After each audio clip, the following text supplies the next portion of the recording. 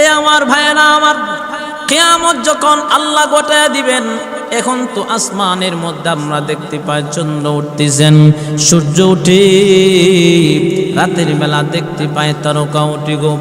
রাস্তা দিয়া গাড়ি চলে, মসজিদের মধ্যে আজান হয়, এমনকি রাস্তাঘাটে মানুষ বাজারে যায়।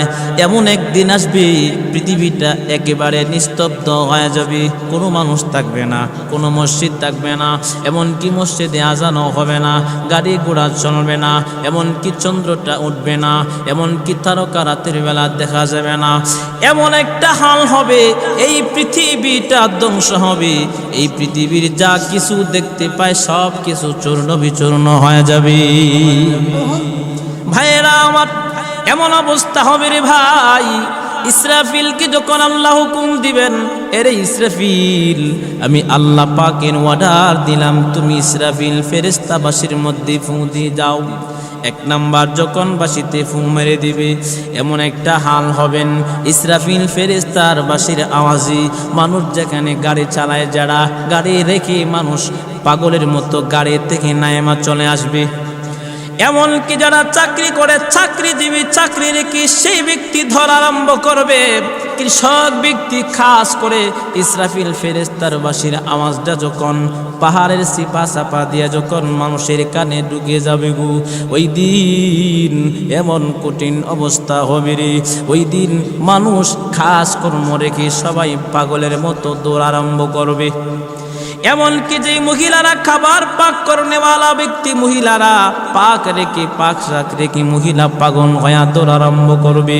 এমন একটা অবস্থা হবে, যারা চাকরি করে গাড়ি চালায়, এমনকি নেতারা তালাশ করবে কর্মীদেরকে, কর্মী তালাশ করবে নেতাগুলিকে, স্ত্রী তালাশ করবে স্বামীকে, স্বামী তালাশ করবে স্ত্রীকে। এমন একটা ভয়ানক অবস্থা হবে রে, সকলে যার যার কাছে গিয়ে দেখবে প্রত্যেকই সকলে দিশেহারা পাখির মতো মানুষের অবস্থা হয়ে যাবে। যেমন দেখা যাবে নওজোয়ান যুবক মদ পান করলে মানুষের অবস্থা যেমন হয়, দিশেহারা হয়ে যায়, ঠিক তেমনি ভাবে ইসরাফিল ফেরেশতার বাঁশির আওয়াজ যখন শুনতে পারবে গো, ওই দিন মানুষ দিশেহারা হয়ে যাবে, একেবারে চান্স একেবারে হারিয়ে ফেলবে। ওই দিন এমন একটা ভয়াবহ অবস্থা হবে গো, 3 মাস হয়েছে মহিলার গর্ভে মাত্র সন্তান, ওই সন্তানটা ইসরাফিল বাঁশি যখন বাজায় দিবে, ইসরাফিল ফেরেশতার বাঁশির আওয়াজে, সিঙ্গারপুর আওয়াজে মানুষ ওই অবস্থায় এমন কঠিন অবস্থা হবে। ওই সময় 3 মাস হয়েছে সন্তানটা, মহিলাটা ভয়ে প্রসব করে দিবে। এমন একটা অবস্থা হবে, বাঘ ভাল্লুক এমনকি জঙ্গলা ছেড়ে পলায়ন করবে, বাঘ ভাল্লুক সাপ, এমনকি মানুষ ছাগল বেড়া পশু পাখি যা কিছু আছে সবগুলি মানুষ সকলে একত্রিত হয়ে যাবে। ওই দিন এমন একটা অবস্থা হবে গো, মানুষের দেশে হারা হয়ে যাবে। আল্লাহ পাক ওই দিন ইসরাফিলকে ডাক দিয়ে বলবে, এরে ইসরাফিল, তুমি 2 নাম্বার বাঁশিটার মধ্যে ফু দিয়ে দাও। আল্লাহ পাক সূরাতুল জিলজালের ভিতরে ওয়াজ করেছেন, আল্লাহ পাক বলেন, ইদা জুলজিলাতিল আরদু জিনজালাহা ওয়া আখরাজাতিল আরদু আতকালাহা ওয়া ক্বালাল ইনসানু মা লাহা ইয়াওমা ইযিন তুহাদ্দিসু আখবারাহা বিআন্না রাব্বাকা আওহা লাহা। এরে আমার মুসলমান ভাইরা আমার, গভীর মনোযোগ, আল্লাহ পাক ডাক দিয়ে বলবি, আরে ইসরাফিল 2 নাম্বার বাঁশির মধ্যে তুমি আরেকটা ফু দিয়ে দাও। ওই দিন ইসরাফিল ফেরেশতা বাঁশির মধ্যে ফু দিয়ে দিবে। আল্লাহ পাক নিজে কোরআনুল কারীমের সূরাতুল জিলজালের ভিতরে আল্লাহ বলেন, ইযা জুলজিলাতিল আরদু জিলজালাহা, পৃথিবী যখন কম্পনে প্রকম্পিত হবে, ওয়া আখরাজাতিল আরদু আতকালাহা, পৃথিবীর ভিতরে যতগুলি সম্পদ আছে রে, সব সম্পদগুলি জমিন উপরে উঠাইয়া দিবি। অনেকে তেলের খনি লুকায়া রাখছি এই মাটির নিচে, কয়লার খনি আছে, এমনকি তেলের খনি আছে, গ্যাসের খনি আছে, স্বর্ণের খনি আছে, যত crore crore million million dollar যত সম্পদ যারা যেখানে রাখছি সবগুলি জমিন উপরে উঠাইয়া দিবি। সবগুলি জমিন উপরে উঠাইয়া দিবে। এমন অবস্থা হবে রে, জমিন এমন অবস্থা হবে সব বাইর করে দিবে, মানুষ গড় ছেড়ে মাটি চলে যাবে। এমন অবস্থা হবে যেখানে গিয়ে দাঁড়াবে সেখানে মাটি উলট পালট হয়ে যাবে। ওই দিন অনেকে দেখবেন কত মানুষকে মেরে মাটির নিচে দাফন করে রেখেছেন, ওই মানুষও ওই দিন মাটি বাহির করে দিবে। ওই দিন মানুষ জমিনের সাথে কথা বলবে। আজকে তো জমিন কথা কয় না, আজকে জমিন কথা কয়, জমিন কথা কয় না। মদকুর জমিনের উপর দিয়ে হাঁটে, এমনকি ঘুষখোর জমিনের উপর দিয়ে হাঁটে। যারা আলেমদেরকে কষ্ট দেয় তারাও জমিনের উপর দিয়ে হাঁটে। মদ খায়, গাঁজা খায়, অনেকে সুদ খায়, ঘুষ খায়, অনেকে খুন খারাপি করে, অনেকে নাফরমানি করে। জমিন কিন্তু কিছু কয় না, কারণ আল্লাহ পাকের হুকুম। জমিন আমার বান্দা কিছু বলবি, তুমি কোনো কথা বলতে পারবা না, কারণ আল্লাহ পাক মানুষকে শুধু ইবাদত করার জন্য বানাইছেন। আর এই পৃথিবীটা আল্লাহ সৃষ্টি করেছেন শুধুমাত্র মানুষের খেদমতের জন্য। ওই দিন আল্লাহ পাক যখন কম্পন আরম্ভ করে দিবেন, পাহাড়গুলি চূর্ণ বিচূর্ণ হয়ে যাবে, বড় বড় টাওয়ার মাটির সাথে মিশে যাবে, পাহাড়গুলি তোলার মতো উঠতে থাকবে। ওই দিন এমন একটা হাল হবে, বড় বড় বিল্ডিংগুলো ওই দিন চূর্ণ বিচূর্ণ হয়ে যাবে। সাগর, খাল, বিল, এমনকি নদী নালা, এমনকি বড় বড় টাওয়ার, বড় বড় পাহাড়, 5 তলা, 10 তলা, 100 তলা, 300 তলা, যত থালা আছে পৃথিবীতে সবগুলি চূর্ণ বিচূর্ণ তুলার মতো উঠতে থাকবে।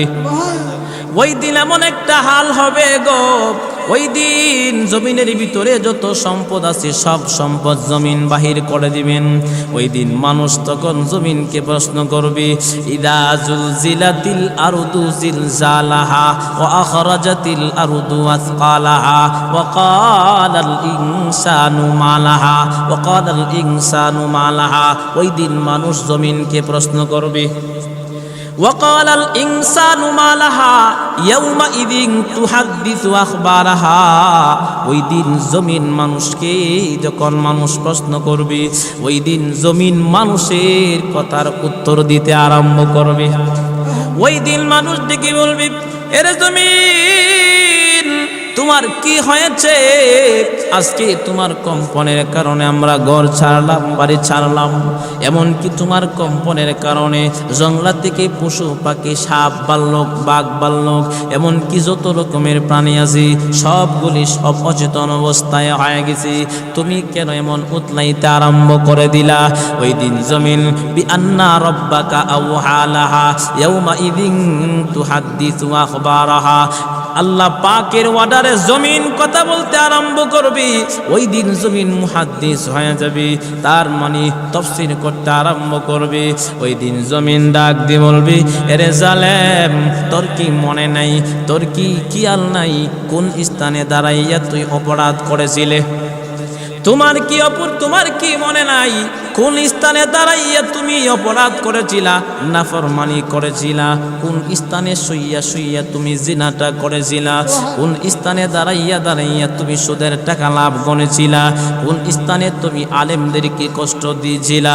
কোন স্থানে তুমি ইসলামের বিপক্ষে কথা বলেছিলা? এমনকি আল্লাহ পাকের জমিনকে মানুষ প্রশ্ন করার পরে জমিন ডেকে বলবে, তোর অপরাধের কারণে আজকে আমি জমিন পায়টা স্বর্ণ বিস্বর্ণ হয়ে যাচ্ছি, তোর নাফরমানির কারণে আমি জমিন চূর্ণ বিচূর্ণ হয়ে যাচ্ছি।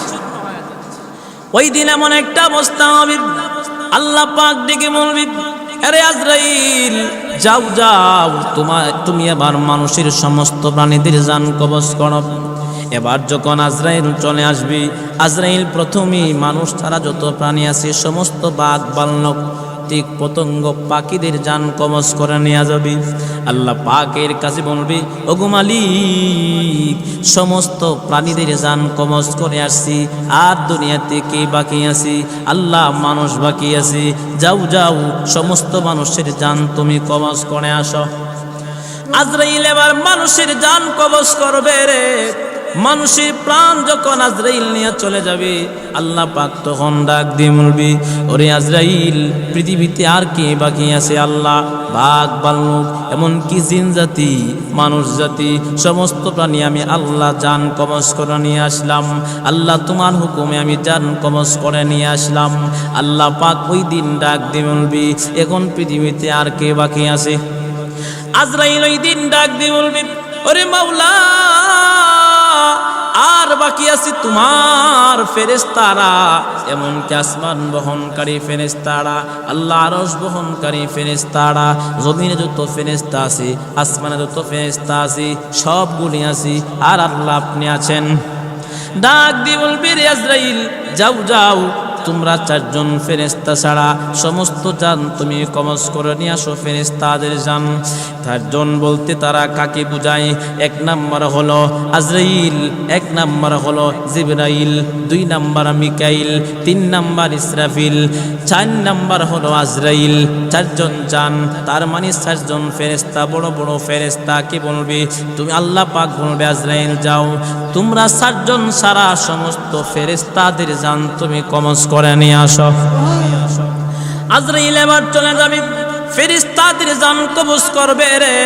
ফেরেশতাদের জান কবজ করার পরে আল্লাহর কাছে যখন চলে যাবি, আল্লাহ পাক ডাক দিয়ে বলবি, রে আজরাইল, এখন পৃথিবীতে আর কি বাকি আছে? ওগো মাওলা, আমি আজরাইল, এমনকি আপনার ফেরেশতা মিকাইল, আপনার তৈরি ফেরেশতা জিবরাইল, এমনকি ইসরাফিল, আমি আজরাইল ছাড়া, আর আপনি আল্লাহ ছাড়া পৃথিবীতে আর কেউ নাই, পৃথিবীতে আর কেউ নাই। আল্লাহ পাক ওই দিন ডাক দিয়ে বলবে, আজরাইল, তুমি আজরাইল ছাড়া সমস্ত 3 জন ফেরেশতার জান কবজ করে আসো। এবার আজরাইল 3 জন ফেরেশতার জান এবার কবজ করবি। 3 জন ফেরেশতা বলতে মিকাইল, 3 জন ফেরেশতা বলতে জিবরাইল, এমনকি মিকাইল, ইসরাফিল, 3 জন ফেরেশতার জান কবজ করে আল্লাহ পাকের কাছে আজরাইল চলে আসবে।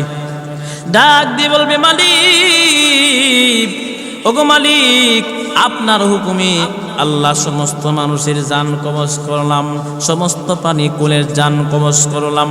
আল্লাহ আপনার হুকুমে আল্লাহ আরশ বহনকারী ফেরেশতার জান কবজ করলাম। ওগো মালিক, আপনার হুকুমে বড় বড় 3 জন ফেরেশতার জান কবজ করলাম, সমস্ত ফেরেশতার জান কবজ করলাম। আল্লাহ পাক ডেকে বলবি, এখন পৃথিবীতে আর কে বাকি আছে? বলবে, আল্লাহ গো, আপনি আছেন, আর আমি আজরাইল ছাড়া এই পৃথিবীতে আর কেউ নাই, এই পৃথিবীতে আর কেউ নাই, শুধু আপনি আছেন আর আমি আজরাইল আছি। আল্লাহ তাআলা ওই দিন ডাক দিয়ে বলবি, এরে আজরাইল, তোমারও মরা লাগবে। মুফাসসিরিনগণ লেখেন, বলেন আল্লাহ পাক এক বর্ণনায় আসছে, বলবি, ইয়া হাযা মালাকুল মাউত, তুমি মরে যাও, আজরাইল মরে যাবে।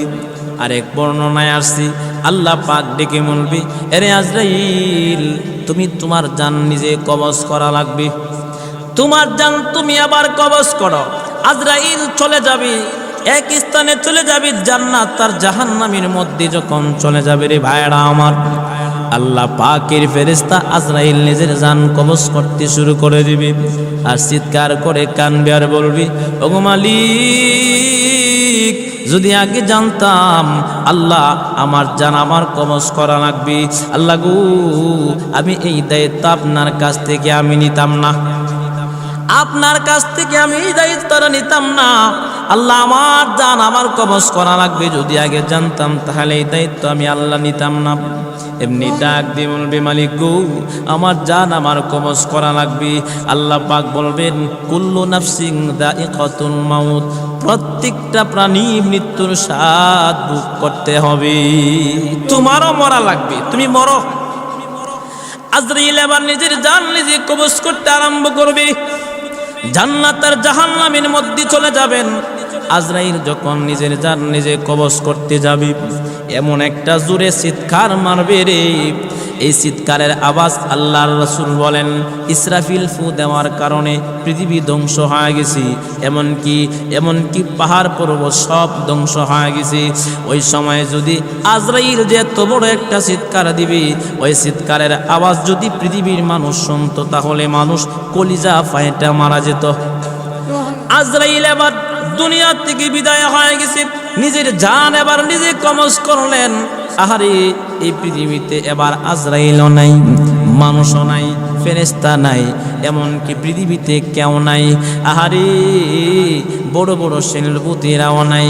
ওই সময় আল্লাহ পাক তিনি ডেকে বলবি কোথায় রে বড় বড় শিল্পপতিরা, কোথায় রাজনীতিবিদরা, কোথায় ক্ষমতাশীল ব্যক্তিরা, কোথায় আলেমদেরকে যারা কষ্ট দিয়েছ, নিরপরাধ আলেমদেরকে যারা জেলখানায় বন্দি করে রেখেছ, ক্ষমতার জন্য ইসলাম ভুলে গিয়েছ, ক্ষমতার জন্য ধর্মকে তোমরা পিছে ফালায়া রাখছো, ক্ষমতা করতা, টাকা করতা, এমনকি শক্তিশালী নিজেকে মনে করতা, তোমরা কোথায়? ওই দিন আল্লাহ পাক ডেকে বলবি কোথায় বড় বড় পাহাড়? জবাব নাই, কোনো জবাব নাই। কোথায় বড় বড় পাহাড়, কোথায় বড় বড় টাওয়ার, কোথায় ব্যাংকের মালিক, শিল্পপতিরা কোথায়, 100 তলা বিল্ডিং এর মালিক কোথায়, এমনকি সাগর খাল বিল নদী নালা কোথায় রে? ওই দিন কোনো আওয়াজ নাই। কারণ আওয়াজ থাকবে কেমনে? এই পৃথিবী আল্লাহর, এই পৃথিবীর সব ধ্বংসশীল, একমাত্র আমার আপনার মালিক একমাত্র আল্লাহ, এই পৃথিবীর মালিক, সব কিছু ধ্বংসশীল। কুল্লু নাফসিন কুল্লু মান আলাইহা ফান ওয়া ইয়াবকা ওয়াজহু রাব্বিকা যুল জালালি ওয়াল ইকরাম। এই পৃথিবীর সব ধ্বংসশীল, একমাত্র বাকি থাকবেন আল্লাহ। ওই দিন কোনো জবাব নাই, ওই দিন আল্লাহ নিজেই তার জবাবে উত্তর দিবেন। লিমানিল মুলকুল ইয়াউম, আজকে সমস্ত রাজত্বর মালিককে, সমস্ত রাজত্বের মালিক হইল আল্লাহ। আলেমদেরকে যারা কষ্ট দিচ্ছেন, হাসরের ময়দানে উঠতে তো হবে। ওই দিন বোঝা যাবে কার কতটুকু পাওয়ার, কার কতটুকু ক্ষমতা, হাসরের ময়দানে বোঝা যাবে। কারণ এই দুনিয়াতে কিছু হওয়ার দরকার নাই, আমাদের এমপি হওয়ার দরকার নাই, এমনকি চেয়ারম্যান হওয়ার দরকার নাই, এমনকি রাজনীতিবিদ হওয়ার দরকার নেই। কারণ হিসাব বড় কঠিন, নিজের হিসাবে যদি দিতে পারবো না, আবার জনগণের হিসাব কেমনে দিবে? আলেমরা সহজে চায় না চেয়ারম্যান হইতো, এমপি হইতো, মন্ত্রী হইতো। কারণ কি? আলেমরা জানে নিজের জীবনের হিসাব দেওয়া লাগবে, পরিবারের হিসাব দেওয়া লাগবে। আবার যদি চেয়ারম্যান হয়, যদি দায়িত্ব ঠিক মতো পালন না করতে পারি, তাহলে যদি বান্দের মধ্যে পড়া যায়, এই দুনিয়া বরবাদ, আখিরাত বরবাদ হয়ে যাবে।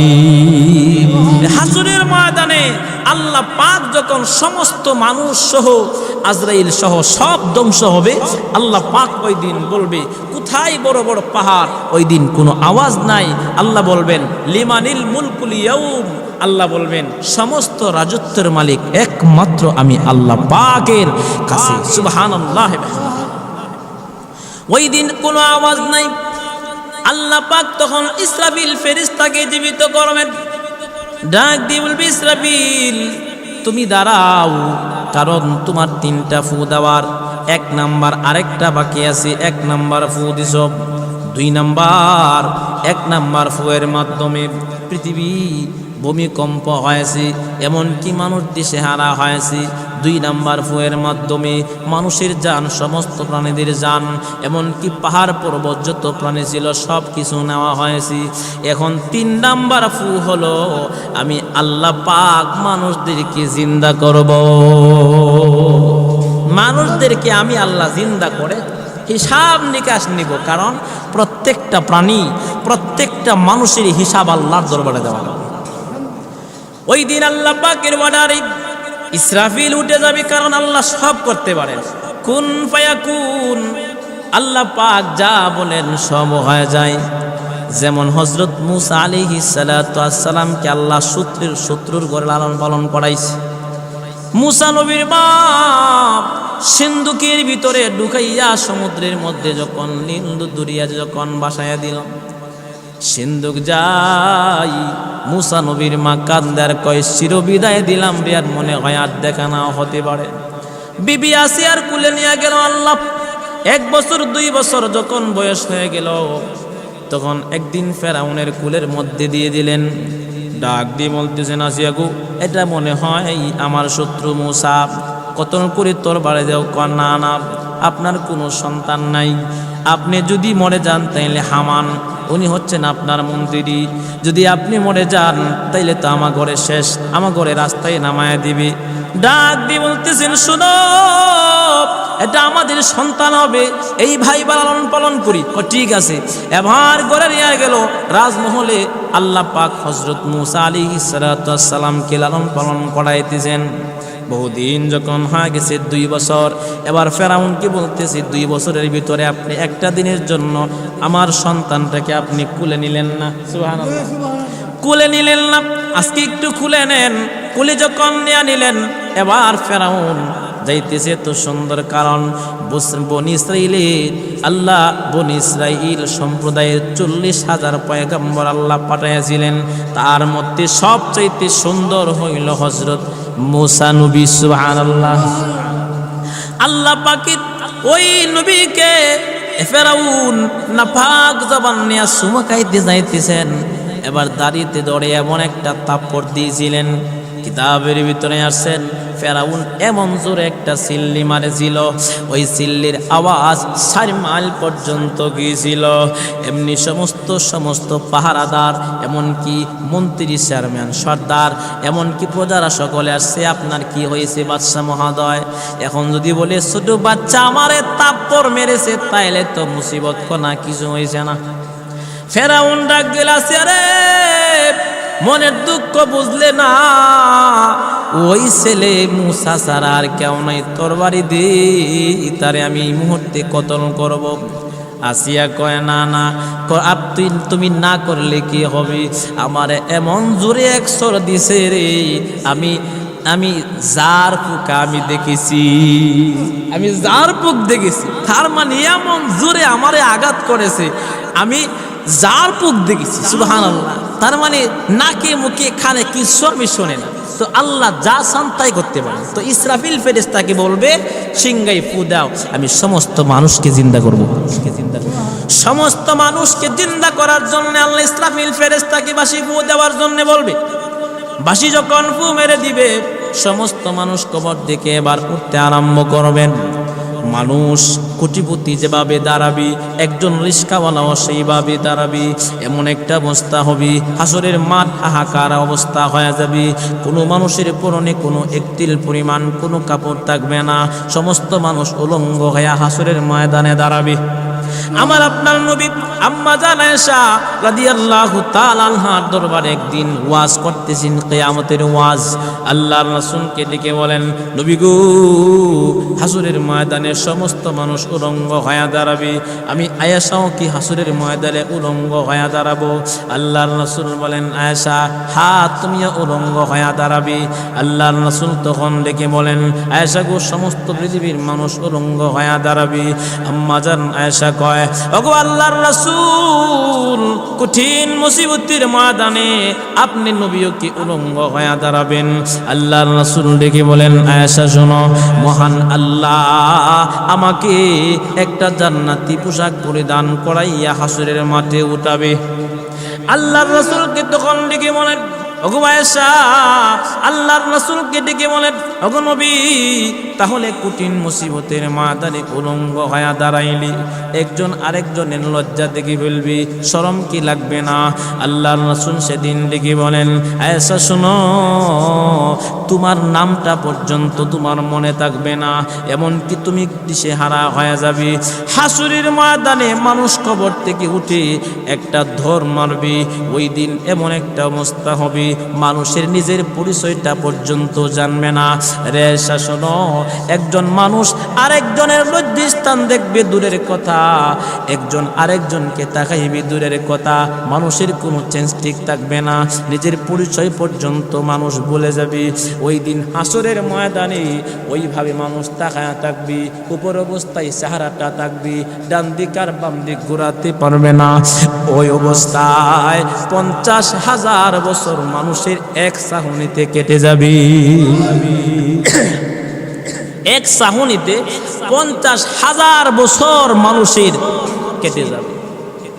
ওই দিন এমন একটা হাল হবে গো, এমন একটা হাল হবে, ওই অবস্থায় মানুষ যখন 50,000 বছর কেটে যাবে গো, ওই দিন মানুষ হাহাকার হয়ে যাবে, ইয়া নাফসি ইয়া নাফসি বলবি। এমন একটা অবস্থা হবে মানুষ ইয়া নাফসি করবে। মানুষের অবস্থাটা এমন হবে রে, আহারে মানুষ ওই দিন নামটা পর্যন্ত মনে রাখবে না।